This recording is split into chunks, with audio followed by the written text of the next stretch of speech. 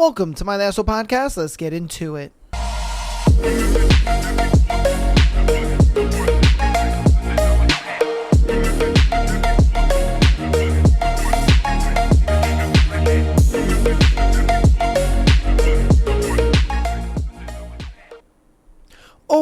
Welcome back to the My Lasso podcast. Today is Thursday, and we have a beautiful, lovely, enjoyable episode for you guys. We have our amazing book, Beautiful Venom, to go over. 2, maybe 3 chapters today.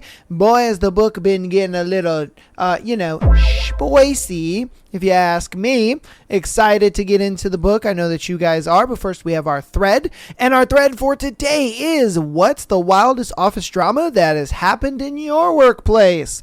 Alright, so let's see what scandalously crazy things have happened in you guys' workplace. Alright, our first one is, I was browsing Craigslist looking for furniture for a new place I had.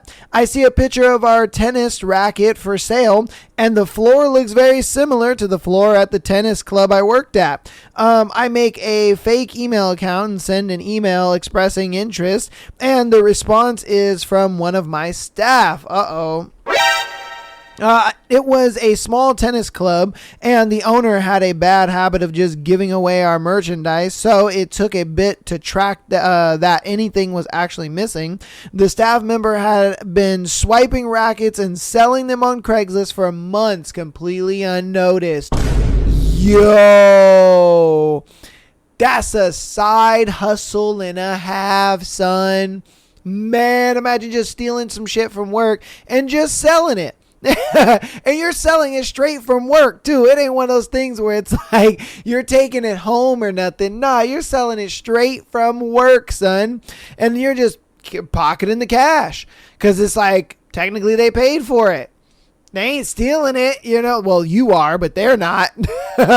That's crazy, dude. Wow. That's some crazy. Hey, man, anybody will do something, you know, for like just a little change, you know what I mean? Damn. That is wild as hell. All right, what's the wildest office drama that has happened in your workplace? Strange numbers appeared in the official e-phone bill.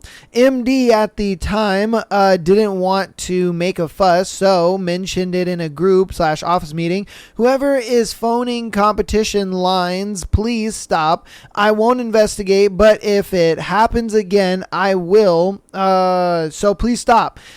Quite a reasonable approach. After the meeting, the old guy who's been there for years approached the MD and admitted it was him, but somehow the need to correct him, it was a sex line, not competition. Yo, homie out here was spanking the chicken to some sex line operators. At work, bro. You got to do that on your own time and on your own phone, bro. Man, was homie paying for minutes or something? You know, like, bro, calling is free now. You ain't got to wait now. You ain't got to pay by the minute no more, brother. Like, what the hell are we doing here? Bro, it's just like, oh, yeah, shoot, I'm getting a little lonely at work. Like, shit, man. You know, the nurses ain't giving it out like they used to. Let me hop on that call line, bro. Like, bro, I guarantee you he's the type of one of those dudes that's got like an AI girlfriend or some shit. Guarantee it. Guarantee it, man. Homie is just out here trying to get intimacy any way he can. That's crazy, son. To be calling sex operator numbers on your work phone is wild. And then saying that to them, being like, hey, so like, yeah, that's me, and those numbers, yeah, that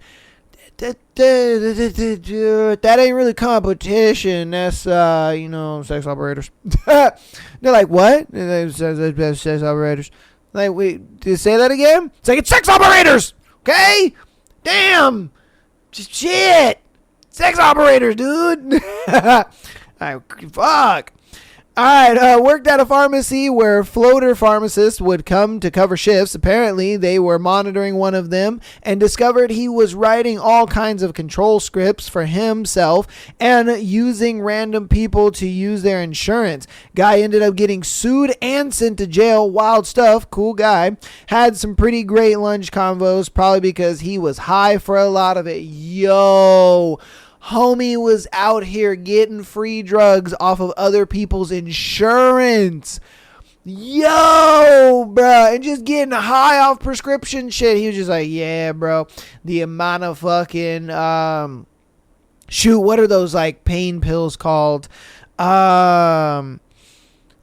I think Vicodins, is it? I think that's what it's called. Like the really, really strong pain pills where it just like mellows you the fuck out.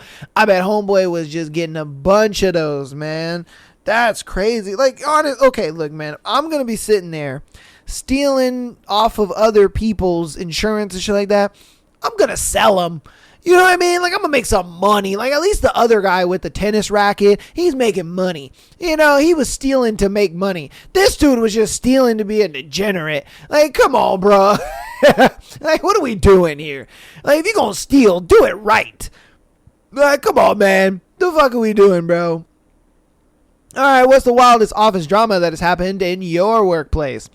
First story, man and a woman, I can't remember which one was married, or if they both were. They were caught in the act in a conference room. The employee who found them freaked out and ran out to the department yelling, "Oh my Lord!"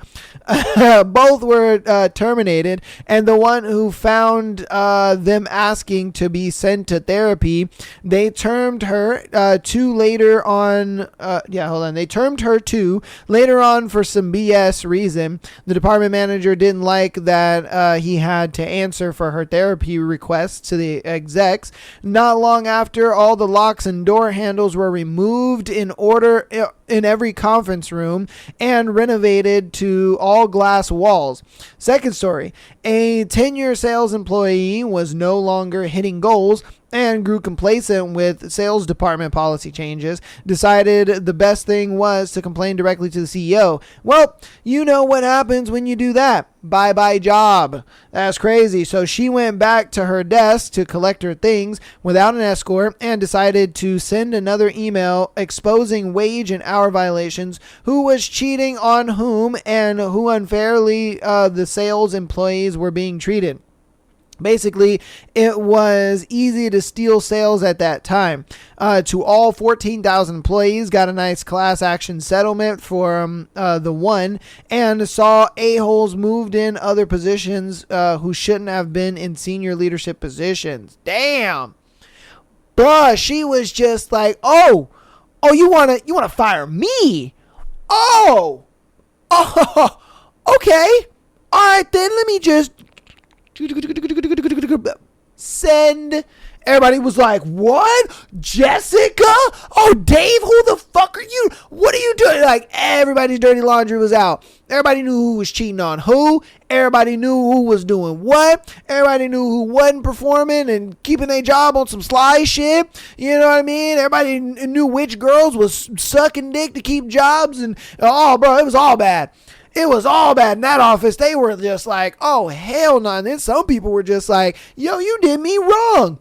Who the fuck are you? And then was just like, hey, I'm suing the company. Bruh. That company, I bet, is cooked right now. Cooked to the highest degree. That's crazy, son.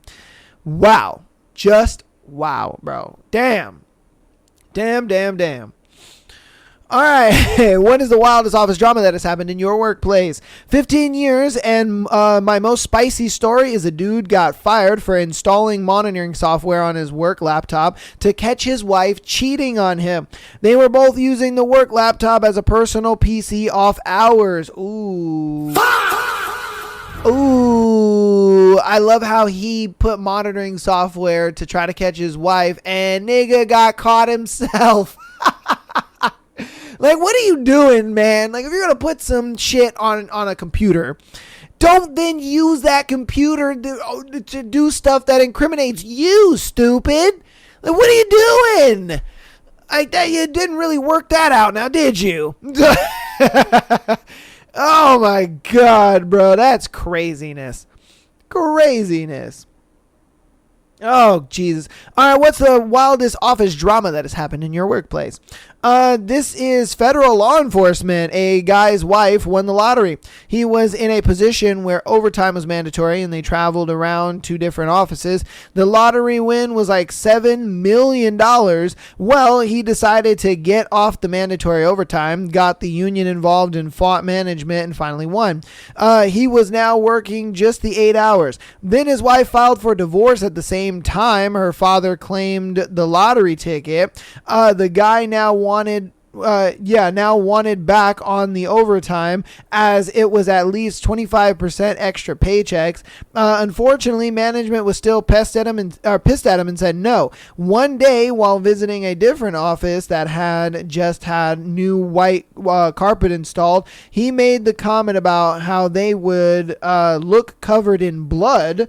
Not a good comment to make if carrying a gun, even back in the 90s when this happened. Management pulled his gun and made him the office receptionist, and after a few months he just gave up and quit. Last time I posted this, I bet he could have hired a lawyer and got some of the winnings, but he just wasn't the smartest guy. Yo, I ain't gonna lie to you, bro. If I was married and I won the lottery, I would say nothing. I would say nothing. Our life would just silently get better. You know what I mean? Like, why? Why would I make you knowledgeable about this? And you would sit there and just be like, why are you going to lie to your partner? Because the bitch going to flip and change on me. You know what I mean? So in order for her to not change up on me and people around me to not change up on me, it would just be a thing where I'm just like, yeah, I got a raise at work. I'm making a lot more money now. You know what I mean? Without her realizing the bank account is fat as fuck. All right? You know what I mean? It's going to be a thing where I'm just going to be able to buy things that I want, take care of the things that I need, and it's not going to be a problem. I'm going to buy a new whatever, and she'll be like, can we afford that? I'm like, yeah, you know, babe, I got a raise. I'm able to save a little more money. I'm doing a little more thing, this and that. Hey, do you want a little something? And, you know, she's just like, wow, oh my God. Like, you're able to save money, take care of the bills, and do that? Wow, this raise must be great. And I'm just like, I know. It's fantastic, right? And I'd keep my job, everything, but I'd cut back my hours here and there and not have to really work as much. You know, like, bro, I'd be straight chilling, but I wouldn't tell anybody. I wouldn't tell a goddamn soul. I ain't gonna lie. I wouldn't even tell my parents. I wouldn't tell friends, none of that. I mean, don't get me wrong. They get a little fat check in the mail. You know what I mean? They would. They get a nice little fat check in the mail. A little $100,000 in the mail. Yeah, that's 6 figures, man. You can't scoff at no 6 figures. Shit, 100 G's just out of nowhere. Like, yeah, you gonna be. Trust me, you know, it's gonna be a nice anonymous check. They're gonna be like, what? They're not gonna know it's for me. And when they tell me, they're gonna be like, dude, I got this $100,000, check in the mail. Like, what the fuck is going on? And I'm just like, wow, bro, that's cool. That's fucking cool, man. You know, hey, yeah, the big man upstairs is looking out for you. Like, bro, I wouldn't tell nobody, man. Nobody. No. Because you're just putting everything in jeopardy, bro. Because the moment you get some money, bro, the crab is in a bucket mentality begins immediately. Oh, it's bad. All right, let's get on to our next one. What's the wildest office drama that happened in your workplace?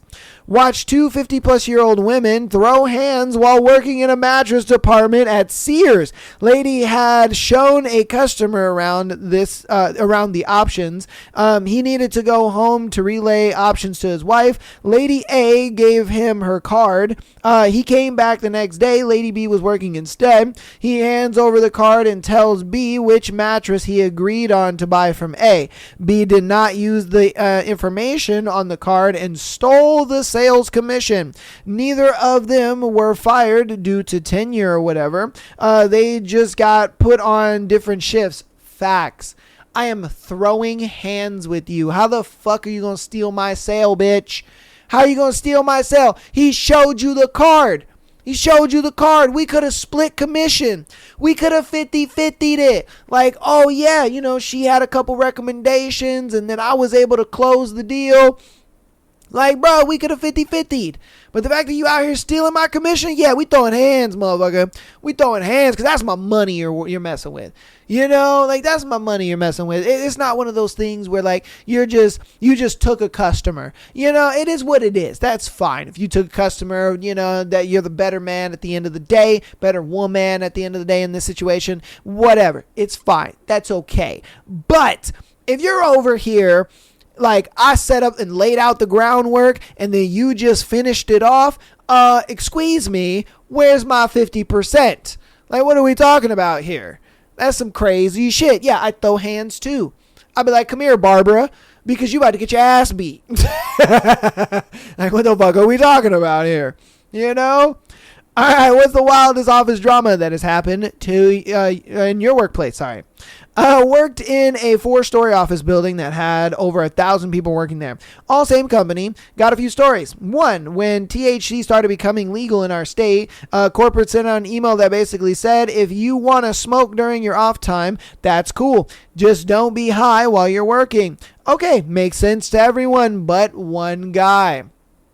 The next day, he shows up for a shift early and decides to get stoned under a desk with a pipe. These desks are just giant desks connected to each other in a snake pattern.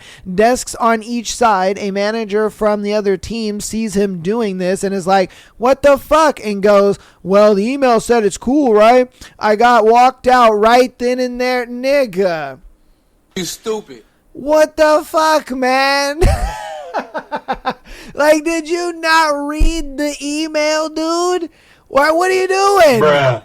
You not read it? It said on your own time. Just don't show up to work high. This nigga's getting work on company. He's getting high on company time, and he's getting high in the office. Like, nigga, what are you doing? What you doing, man? Oh, and then you want to wonder why you got walked out, stupid. God damn it, man. Oh, yeah. All right. The next one he has is this office is open 24/7, and each department has a section they sit in on a floor. Across the 24 hours, sometimes there isn't enough individual desks for the department to give everyone their own desk. They give people in opposite shifts shared desks to accommodate this. One day, a girl on my shift, normal 8 a.m., 5 p.m. time, found a dead bed bug in her seat. She doesn't desk share, so she's like, what the fuck? Raised it to her manager. Nothing happened. Next day, found 2 more dead ones. Hey, yo, what the fuck? Okay. Raised to leadership. Nothing happened. Found several live ones and told our department lead they said they'd make sure the pest control people hit that row of desks real hard. Next week, more bed bugs. People are using PTO to avoid coming in. They're switching shifts, anything to avoid these desks. Finally, corporate leaders get involved. They send an email acknowledging the bugs and state they will get around to fixing it. How do they do that? Well, apparently there are dogs that can sniff out bed bugs. Super neat. However, they announced this to no one, and at 3 a.m. decided it was a good time to bring several bed bug sniffing dogs into the pin down which desks it is, and to try to find out who's bringing them in. Overnight shift people were scrambling when they saw the dogs. They assumed they were drug sniffing dogs. People ran with their bags to the opposite side of the building, sprinting to their car to hide whatever others ran to the bathroom, and vigorous toilet flushing occurred. Everyone got back to their desks, sweating, panting, distressed, watching the dogs go around sniffing. Oh, they're just looking for bed bugs, guys, one of the handlers says. Everyone's pissed off despite the efforts. They still can't figure out who is bringing them in. Bed bugs are still showing up. That week, we had our normally scheduled town hall meeting for the company. They do their presentation for the first 30 minutes. They had everyone say an oath about always doing our best, then open the floor to questions in the 30 minutes. What are we doing about the bed bugs? Corporate leader turns crimson, stands up, grabs the mic, pointing at everyone in the room, hundreds of us. We have handled it. The next person to ask about bed bugs is fired. No questions. Got it? Not a word said. No more questions were asked. The last 28 minutes of the meeting were not used, and we got that time back. Eventually, they set up an anonymous email drop box for people to admit they have bed bugs. They offered to pay for the services at their house to kill the bed bugs if they just fessed up to corporate. To my knowledge, they kept their promise in secret and took care of the bed bugs for the poor soul. There are tons more stories like this from the place, but they were really long ones. Bro, that's crazy. So you're telling me somebody from the office, you don't know who, were bringing bed bugs to work, and this motherfucker was just out here infesting the workplace with these disgusting things. I thought they were playing a prank. I ain't gonna lie to you. I was waiting for the shoe to drop. I'm like, okay, who's playing the prank? Who was the one that was sitting there just being like, yup, put some bed bugs on this bitch's seat, like, that's crazy. And then the fact that corporate was just like, there are no bed bugs there. They are a conspiracy theory. And if you say anything, you're fired. And everybody's just like, okay, all right, then we ain't gonna say nothing then. Shit, nigga. I'm like, sorry. That's crazy work, though. That is some crazy work. Wow. To think about it, man. Oh, Jesus. Like I said, I wonder, and the part where they were talking about like the dogs coming in and everybody's like flushing shit down. I'm like, yo, what were y'all niggas flushing down? Because like, what the, like, bruh. That's a little crazy if you ask me. Like, what was y'all flushing down the toilet? Because, he then proceeded to say, like, everybody was pissed when he found out they were bed bug sniffing dogs, not drug sniffing dogs. Like, was y'all bringing some cocaine and some, some METH? You know what I mean? Like, and what was y'all doing? I'm just saying. What the fuck was y'all doing? All right, I'm going to do one more and then we'll end this thread. What's the wildest office drama that happened in your workplace? A guy got fired for using his company credit card to get cash advances every weekend at a casino. The wildest part was that he managed to get away with it for almost a year. He was at the casino because it was where he would meet his girlfriend he was having an affair with. Also, the girlfriend and ex-wife both worked with us. Super dumb, but how did he get away with it for so long? Facts.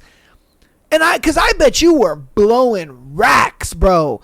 Because think about it. He looks at it like, oh, this is not my money. I'm not the one paying this credit card back. The company is. So maybe he had a limit. Maybe that's what it was. Maybe he knew his limit. Maybe they were like, hey, you're going to get a company credit card. You have a limit of X amount of money. That's usually how company credit cards work, where they will kind of tell you. Because like the company credit cards, usually, let's say, it'll have like $100,000 on it. But because so many people have access to that card, what they'll do is they'll say, you have access to only $10,000 of it. You only have access to $10,000 of it. You only have access to $10,000 of it. You only have access to $10,000 on it. And then, you move a tier up and they're like, okay, you have access to $20,000 or you have access to $20,000. You know what I mean? So I think he knew like exactly how much he had and he just kept it in that little, like range, and that's why they probably were like, oh wow, he must be really spending money on everything. Like, wow, what did you cash advance that for? And he probably was able to just come up with some shit like, oh yeah, the office needed some, these little pastries, or they needed these little racks, or I bought a whole bunch of like office supplies and stuff. You know what I mean? And so he was probably able to just like justify it, and they were just like, he's a good guy. You know what I mean? Not knowing motherfucker was going to the casino. I'm surprised he didn't hit it big at least once. Maybe he did a few times and then just got the gambler's itch and was just like, I gotta go back. I gotta fucking go back. Cause I ain't gonna lie to you, bro. If I had a company credit card and was doing some dumb shit like that and I actually won big, dude, I'd be like, I'm done. Not going back. You know what I mean? I'm just being honest with you, bro. I don't know. Maybe I would have went back. I don't know because it the thrill of it, especially if it's not your money. Think about it. Like, it's not your money. So you're just like, fuck it. I could go back, but I don't know. I'm the type of person that when I win something big, I'm just like, okay, my luck is up, like my luck is up. I'm good. I'm leaving. I'm cashing out while I'm high. You know what I mean? But that's going to be the end of that thread. Hope you guys enjoyed that thread. If you guys have any stories of craziness that's happened in your workplace, definitely let me know down in the comments, man. Appreciate you guys so much. Love you all. Let's get into the announcements as well as getting into our book. So, patreon.com/MyTheAsshole Get an exclusive episode every single Friday, as well as being able to sit in your snare to be featured on the Tuesday and Sunday show. And, over 100 hours of extra content on over there. So if you love what we're doing here and say, you somehow, like a madman or a mad woman, you have gone through all of the content that we have over here on the free side of things, there is over 100 hours of more content over there. So definitely get into that. Check it out. Start your 7-day free trial. Audio listeners, thank you guys so much for all the support. I really do appreciate you guys very, very, very much. You guys come out every single week and download the episodes as well as rating us 5 stars on your preferred platform, and I do appreciate that so very much. That's all free, and if you want to help out even more on the free 99 side of things, go ahead and follow us on Instagram, TikTok, as well as subscribing on YouTube. All of that is free, and it does help out tremendously. So thank you guys so much. I appreciate it. All the links are down in the description. Without further ado, let's get on in to our book. Oh, baby, I know you guys have been waiting as much as I have. So without further ado, let's get into Beautiful Venom. 20. Dahlia. I can't stop looking at Kane's right hand. The images of those deep purple bruises and cuts on his wrist still play in my mind in haunting, disturbing strokes. Especially since I already know he has multiple old scars slashing across his back. Ever since I saw those bruises in the hospital, I've been watching him closely. I noticed his complexion is paler today, his lips slightly blue, and his eyes are colder. What happened to him between last night's game and this morning? And why the hell am I so invested when I spent days trying to put a healthy amount of distance between us? Kane's ordeals should be none of my concern. I lean back against Kane's car, the metal cool against my spine as the frigid air bites into my skin. Not sure if I should even be touching his expensive-looking car. But when I attempted to stand away from him, Kane dragged me back to his side. Below us, Greystone Ridge stretches out like a map, the town still cloaked in the last traces of night, rooftops and streets softened by the dawn's dim light. The sun is just beginning to break through, casting a golden haze over the buildings, making everything seem almost peaceful. As peaceful as this den of vipers could get. The cool wind tugs at my hair, carrying the faint scent of pine from the woods behind us. And just for one suspended moment in time, it feels like we're the only 2 people awake in the world. You're staring. Kane doesn't look at me, and instead eyes his convenience store sandwich as if it's spoiled goods. Sorry. I bite into my cheese and lettuce sandwich and follow with a long slurp of iced coffee. You better apologize for this travesty of food. Well, no other place was open this early. We could have gone to a proper restaurant. And have you miss open skate? Stop being picky and just eat. He sniffs the bread before he takes a tentative bite. How is it? Edible, but depressingly flavorless and not fresh. I laugh and hit his shoulder. You're such a snob. For wanting fresh food. That's not a luxury all of us can afford. You can from now on. My shoulders tense up. I don't need your charity. Funny, because I didn't mind when Isabella or Preston called me a charity case. Hell, I'm keeping my sister alive solely through charity that Kane's family definitely pitches into. But I don't want him to look at me like that. Not now. Is it a stupid sense of pride? Something else? While I can't exactly put a name to it, I just don't like it. Kane must feel my aggression, because he shifts, his weapon of a body straightening as his eyes pin me in place. You need to stop this line of thinking, Dahlia. I don't consider it charity. I consider it taking care of you. All you have to do is accept it and quit getting your guard up. I don't know. Preston told me I'm just a charity case who will never make a full VenCorps member, because only those of your standing are allowed in, so excuse me if I have my doubts. He faces me, his head tilting to the side, his voice dangerously low. You believe Preston over me. I swallow the coffee trapped in my mouth, the sound echoing in the silence, and only interrupted by the rustling leaves. He seemed convincing. Answer the question, Dahlia. Whose words are more important to you? Mine or Preston's? I bite my lower lip, but remain silent. If I say you're not a charity case and Preston says you are, who do you believe? You? Then why do you stiffen every time I do something for you? I'm not used to it. I whisper, then lift my chin. I've worked for everything I have, no matter how small it is. I don't like owing others. I'm not others. He wraps his large hand around my throat, not choking, but holding me in place. You'll get used to what I give you and take it without objection. My pulse throbs beneath his thumb, and he watches it, his eyes darkening. I feel as if I'm falling into his glittery trap again, after everything I did to convince myself I'm not as sick as he is, even attempting to believe he forced me. But one touch, one look, and I'm slipping again. The feel of his skin on mine is electrifying, and my body pulses to life, wanting more. I'm apprehensive. No, I'm terrified by how much more I want from a man like Kane. So I focus on what keeps us apart, not what we have in common. What about the rest of what Preston said? Am I wasting my time? Kane releases me with a sigh. Those who get full membership are indeed of our social standing, and I could do nothing about that. I don't make the rules. Then why didn't you tell me? My voice trembles. Did you like toying with me? I didn't think you actually believed you'd make full membership. Surely you're smart enough to understand how much vetting goes on in such organizations. A weight drops in my chest as a wave of hopelessness washes over me. Yes, I knew it was hard, but I didn't think it was impossible. I take a large bite of my sandwich to keep from lashing out. Dahlia, be reasonable. That's not a place you want to be in. I keep chewing and stare ahead.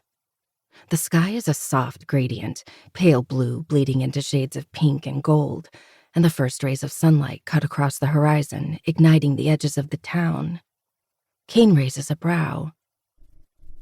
Is this the equivalent of leaving me on red? Swallowing, I face him, my tone lethargic. What else are you hiding from me? Possibly as much as you're hiding from me. I lift my chin. I don't know what you're talking about. Sure thing, Wildflower, if you say so. But at any rate, whatever we're hiding doesn't matter.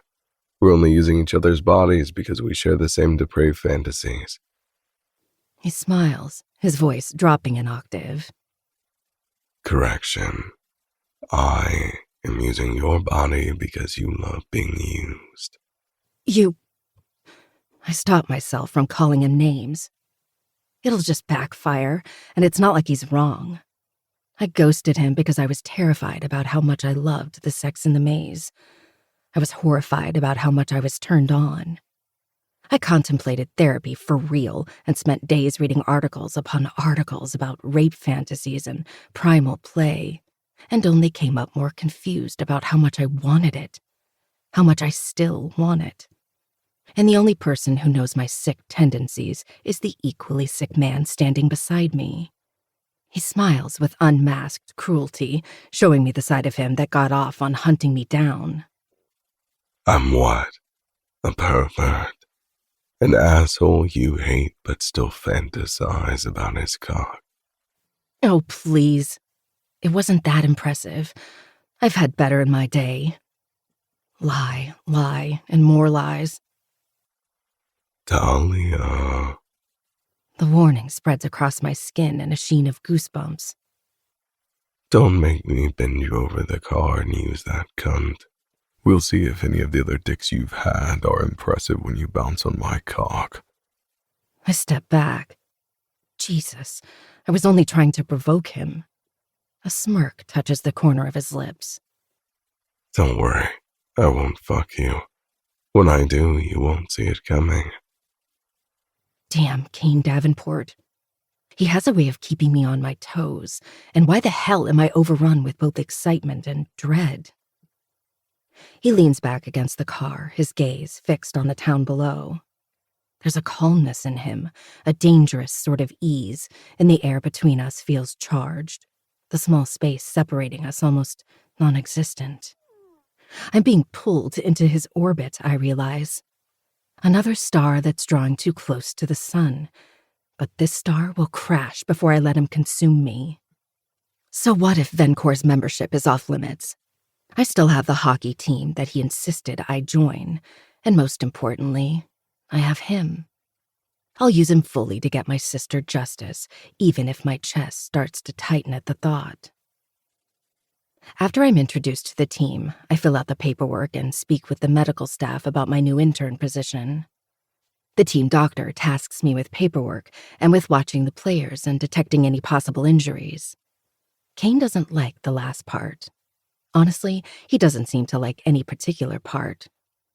I wouldn't say I'm accepted with open arms.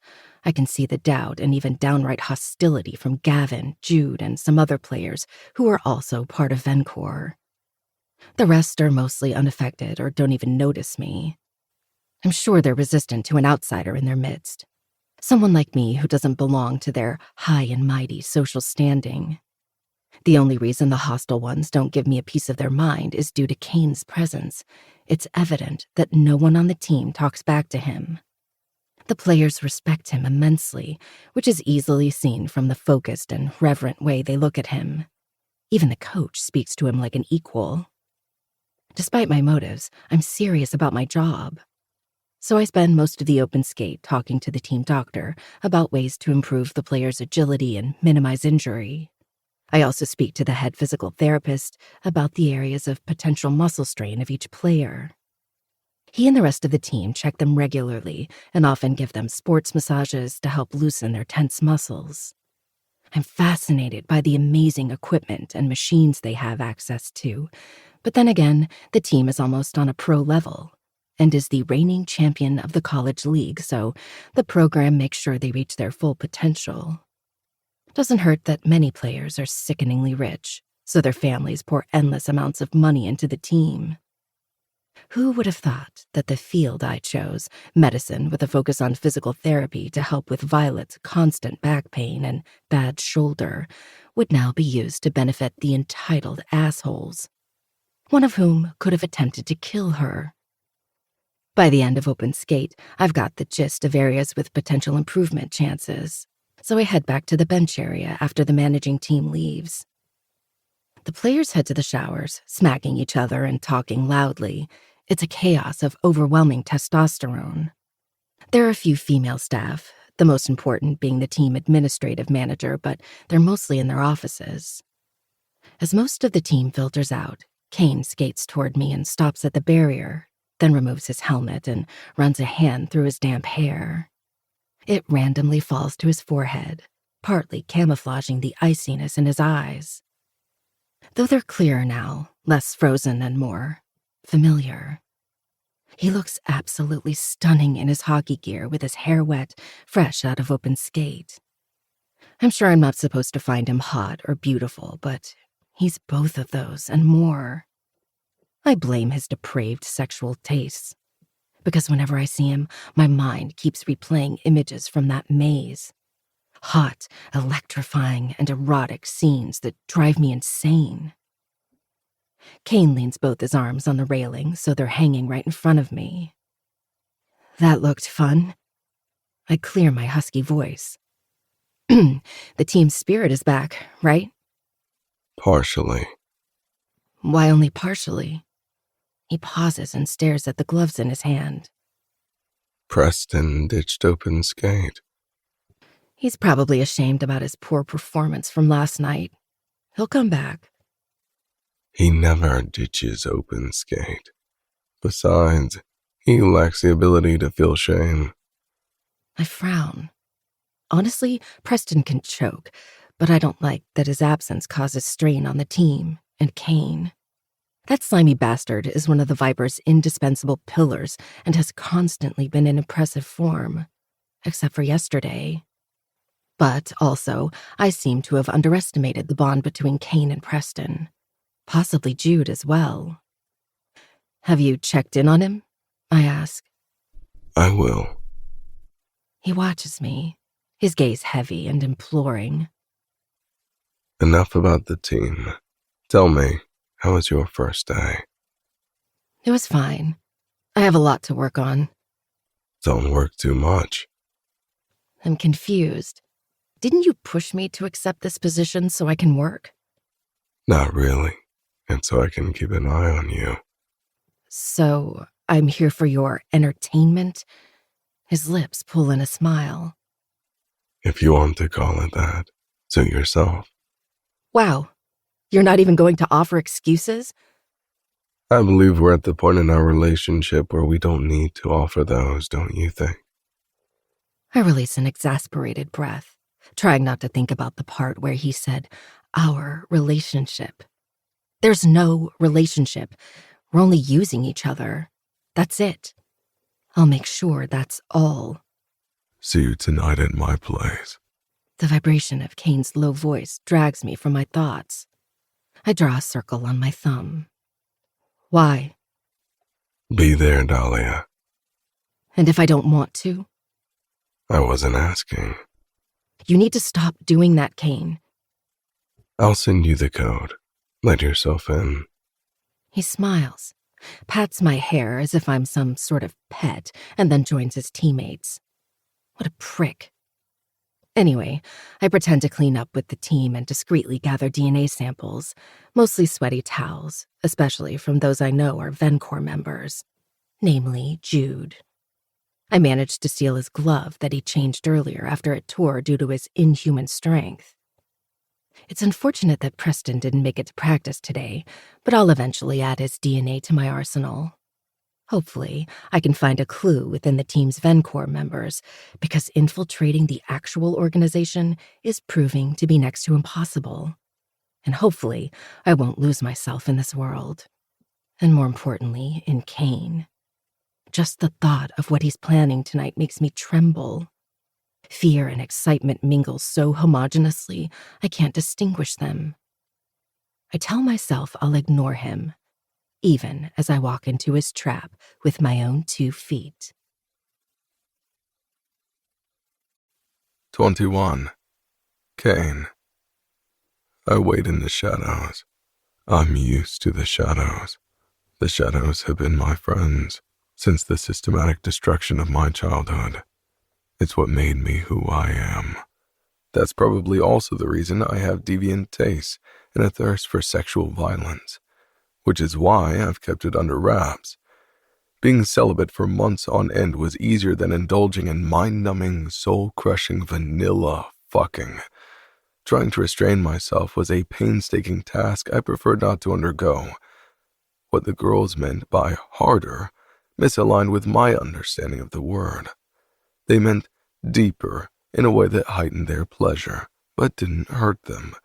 While for me, my flavor of sexual deviance was complete fucking control, with a touch of pain, a dash of sadism, a sprinkle of tears.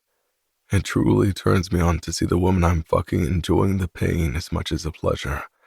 Dahlia is the only girl who takes my raw, depraved sexual dominance. And the best part, she gets off on it.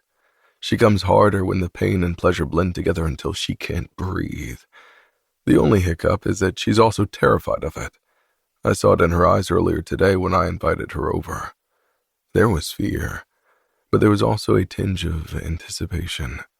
I'm counting on that part to bring her to my door. The room is draped in thick, still silence as I lean against the wall. The town's low lights slice through the darkness in jagged lines, catching the edge of the glass but never reaching me. My pulse is steady, but underneath it, There's something darker, coiled tight, ready to snap. My index finger twitches and I force it back to stillness. I've never been eager, never coveted something enough to break my rules for it. I've even erased any semblance of emotion, and yet I can't control the flexing of my muscles or the blood rushing to my groin. I'm hard just thinking about what I'll do to her, how I'll trap her, consume her, leave her no way out. Deep inside, I know I shouldn't get involved any further with Dahlia Thorne, but fuck if my dick can understand logic. He's been restrained for months on end, and now that I've stumbled onto his favorite flavor, there's no stopping him. The door clicks open. I stand to my full height, but don't change position. She came. A part of me thought she'd ghost me and shun this unorthodox agreement, but I should have known. Dahlia's animal is a mirror of mine. I can smell her before seeing her. The softest scent of jasmine carries in the air and seeps into my nostrils. Hello? I remain one with the shadows, my breathing muted and my presence concealed, but my attention is zoned in on the merest stutter in her breath, the pause in her steps, and each rustle of her clothes. Kane? Her voice is slightly spooked, on edge, and has a faint tremor she's trying hard to conceal. This isn't funny. I smile to myself. That's it. Come closer, my little prey. Where the hell are the lights in this place? She grumbles, her shoes shuffling on the floor. Concealed. They usually go on automatically, but I disabled that option. So unless I turn them back on, we're bathed in my natural habitat. Darkness. The city lights flash outside, but it's all static, meaningless. The real storm is sharpening and coiling inside me. Dahlia's feet come to a halt a short distance away, as if she can feel my presence. Kane! Her low whisper is heightened by the brutal silence. I'll count to 3, and then I'll chase you. I speak in a deep voice. What happened to hello? She asks in a bravado tone, but she's already shuffling backward. Can't you do normal for once, asshole? You don't like normal, Wildflower. It bores you to tears. 1. A swallow, or more accurately, a gulp, echoes in the air as she searches the darkness. When she speaks, there's a tense energy in her voice, caught between dread and anticipation. What will you do when you catch me? I'll fuck you so hard you won't be able to walk. I'll own every inch of you, and your cunt will remember my cock for days. 2. Oh, God. A few more frantic steps. Wait. Let me mentally prepare myself. Count to 10. Your time is up. 3. She shrieks as I pounce from my hiding space. Her eyes widen for the briefest second, the light from outside breaking and highlighting those hazel gates of my nightmarish chaos. It's only a moment in time, but she's smart enough to realize being immobile is the surest way to end up beneath my claws. Dahlia sprints in the opposite direction, mindlessly hitting the edge of the sofa and cursing. That doesn't stop her, though. She's a fighter, my Wildflower, and a cunning survivor, and soon picks up her speed. My pace is steady and slow as I toy with her, reveling in her every frenzied move, every agitated breath expelling from her lungs. The scent of her smothers me. The sound of her fear-laced gasps makes my cock twitch and tint against my pants. She rushes through the kitchen area, her shadow large and magnified on the opposite wall. Then all movements disappear. Even her breath, slow to low, muffles. She must be blocking her mouth with her hands. I've always loved how her brain works under pressure. She has A+ survival instinct. Unfortunately for her, I also have the most acute inborn predatory sense. The fridge door opens, its light illuminating the space in a soft hue as a few kitchen stools get rummaged around. Given up already, I run the kitchen counter and make my way to the fridge. Didn't take you for a quitter. Her breath slows down further and her presence dwindles until it's almost non-existent. Almost. I stop by the island. I can smell you, Dahlia.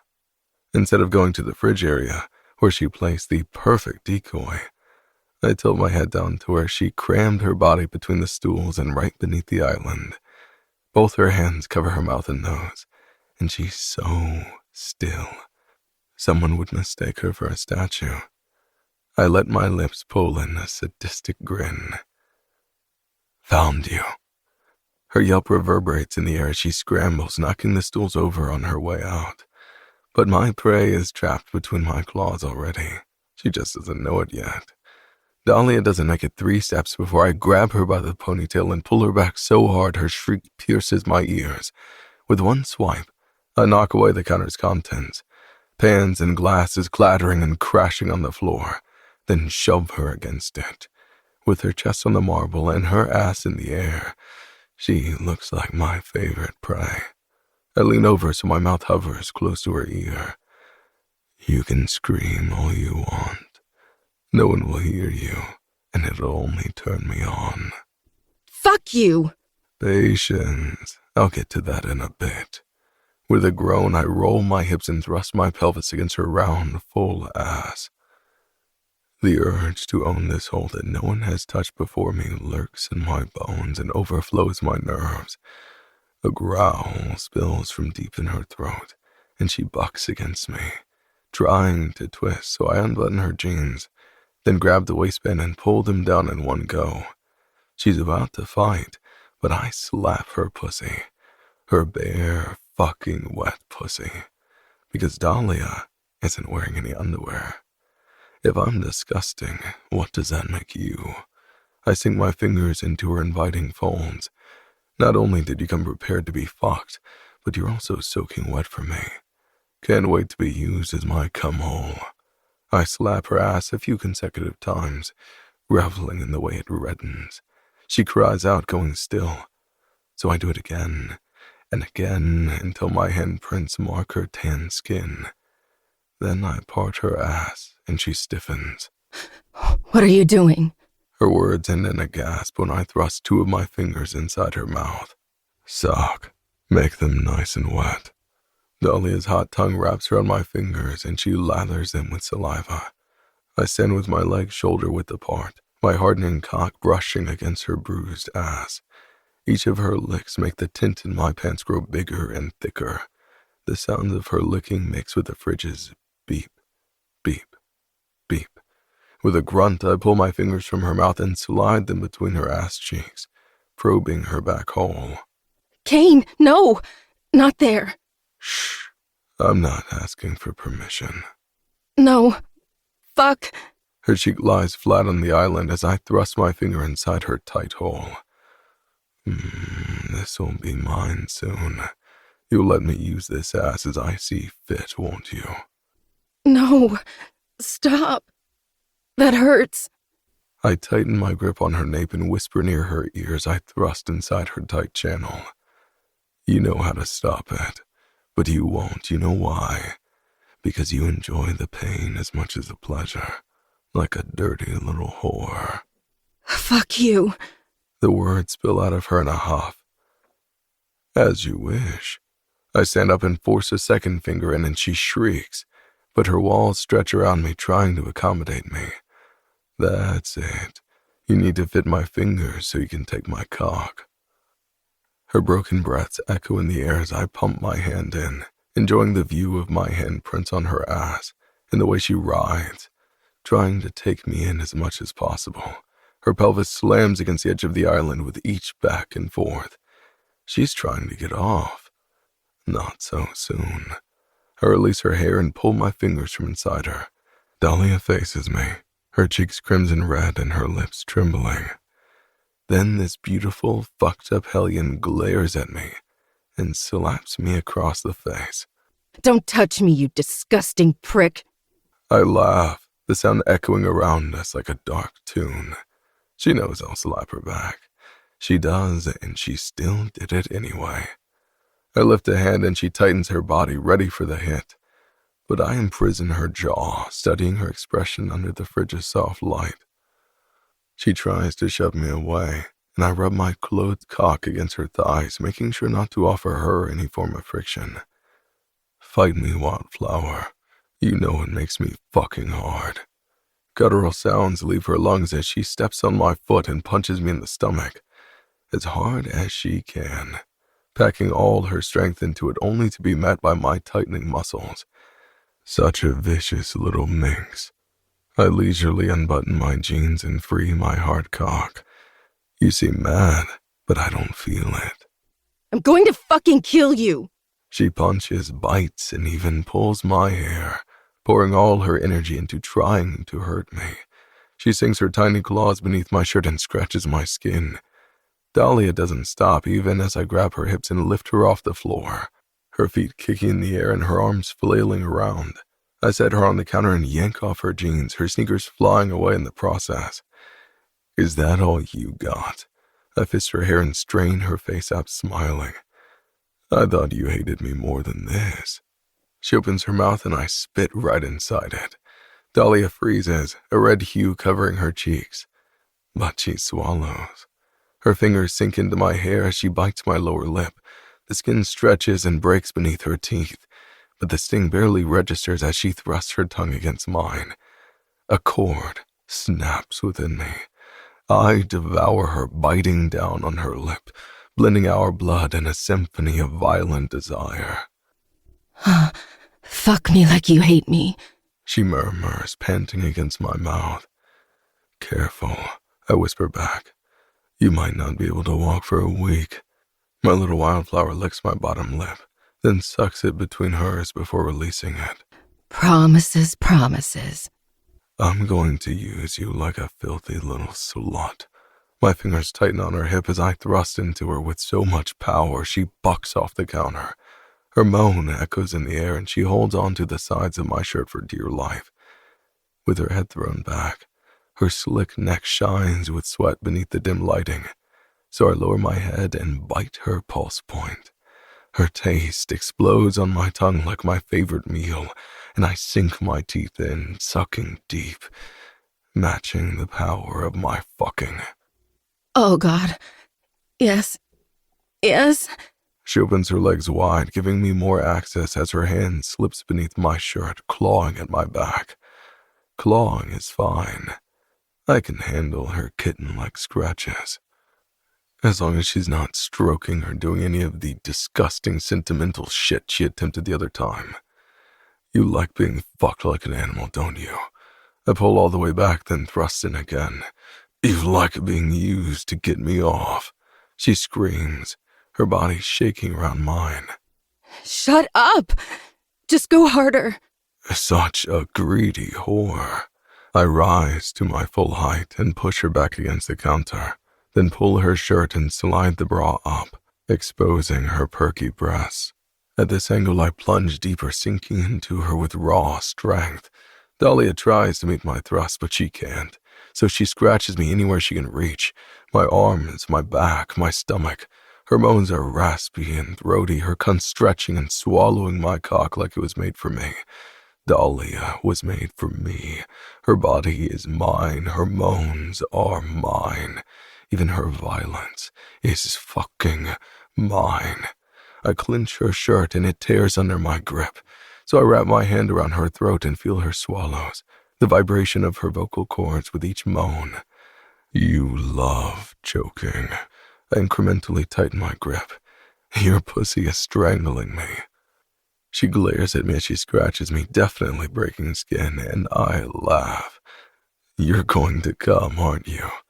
Fuck you. Her words echo in a muffled moan.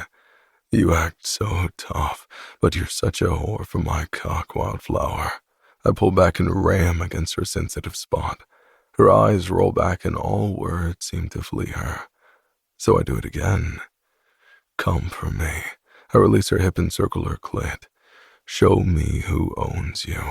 Dahlia's limbs jerk and I have to remember that I'm only using her for sex. I have to remind myself that this isn't going against my rules and losing control. This is only to fulfill the basic urge. Sex. But Fuck if I can ignore how damn stunning she looks when she comes apart on my cock. Her moans are throatier, her skin blushed and slick with sweat, and her cunt smothers my cock, milking me for an orgasm I'm always on the verge of having when around her. And the worst part, she's now caressing me.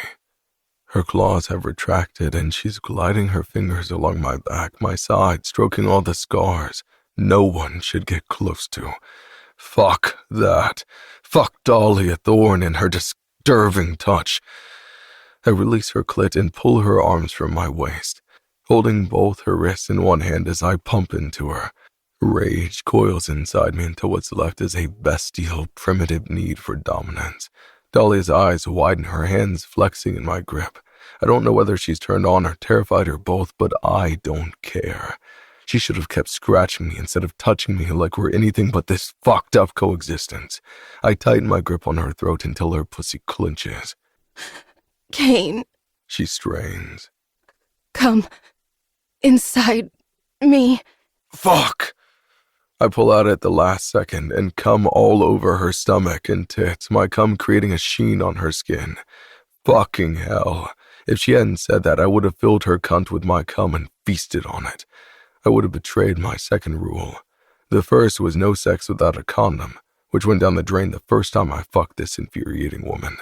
And since then, I haven't been able to stomach the idea of not feeling her walls stretching and contracting against my cock, so I promised myself that there would be no coming inside her. Ever. But just now, I almost did. If anything, I was looking forward to pumping her full of my cum. Dahlia is a fucking thorn in my side, and the one plot hole in my life I can't seem to find a solution to. I release her and step back, breathing harshly. Why?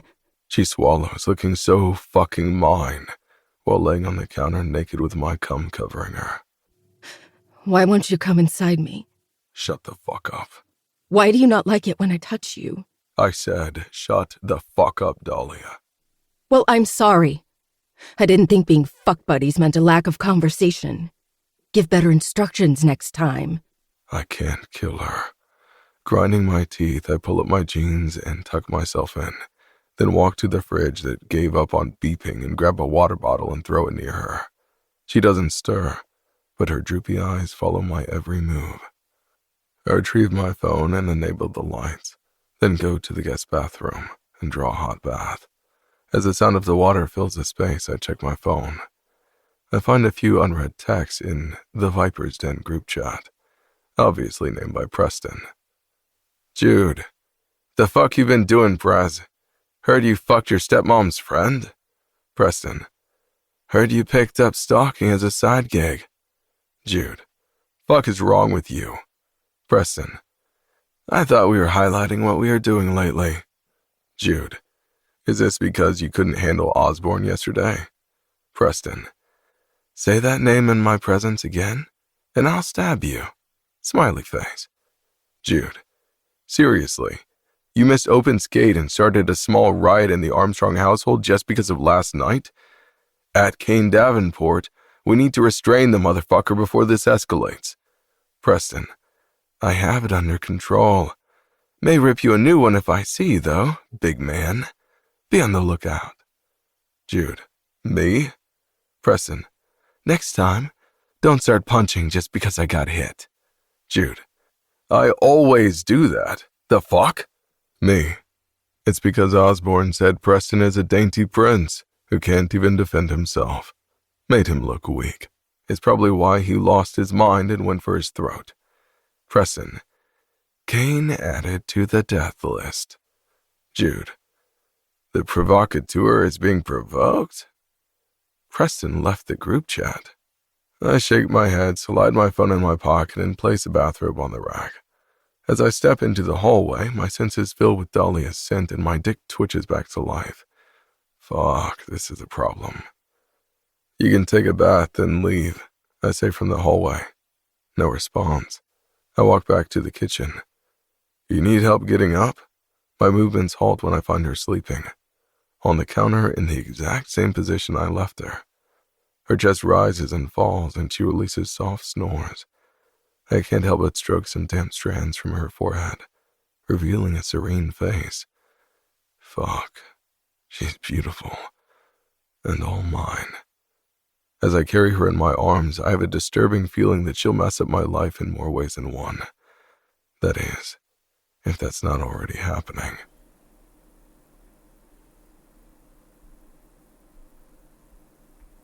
All right. And that has been today's episode. Thank you guys so much for watching, listening, all that good stuff. I'll see you guys on Friday if you're a Patreon member, or I'll see you on Sunday. So love you guys all. I'll see you later, and peace.